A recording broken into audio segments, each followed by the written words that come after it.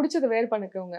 ஆனா அது எப்படி டிசைன் பண்ணிக்கிறதுன்னு உங்களுக்கு தெரிஞ்சதுன்னா, எப்படி உங்களுக்கு ஸ்டைல் பண்ணிக்கிறதுன்னு தெரிஞ்சதுன்னா, everything will look beautiful on everybody.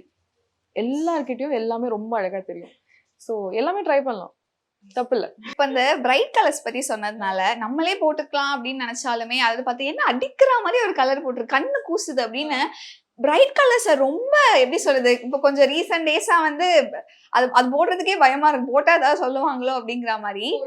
இப்போ ரீசெண்டா நான் வந்து கடைசியா ஒரு பிரைட் கலர் ரொம்ப ஒரு லெமனை விட ரொம்ப பிரைட்டான ஒரு எல்லோ வந்து வலசரவாக்கம்ல ஒரு ஸ்டோர் ஓப்பனிங் பண்ணோம். ஸோ அங்க வந்து நான் யூஸ் பண்ணேன். ஓகே.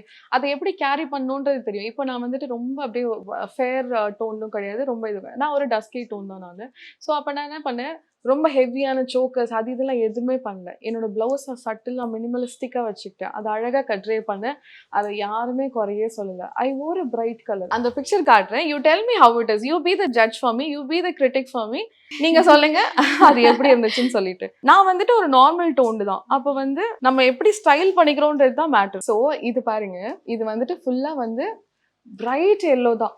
அதுல வந்துட்டு வேற எந்த ஒர்க்குமே இருக்காது. ஸோ இதை வந்து சட்டனி யாரையாச்சும் நான் இந்த சாரி வாங்கிட்டேன் அப்படின்னு என் ஸ்டாஃப் கிட்ட காட்டும் போது, என் அம்மாட்ட காட்டும் போது, என்னது இதை கட்டுறாளா அப்படிங்கிற மாதிரி தான் இருப்பாங்க. ஓகே. ஆனா நான் வந்து ஹெவியான சோக்கர்ஸ் போட எதுவுமே போடல. ரொம்ப மினிமலிஸ்டிக்கா வச்சுட்டு அந்த கலரை லைட்டா ஹைலைட் பண்ணிட்டு வந்துட்டு எனக்கு அது செட் ஆகிற மாதிரி நான் வந்து ஒரு பிளவுஸ் எல்லாத்தையும் வச்சுட்டேன்.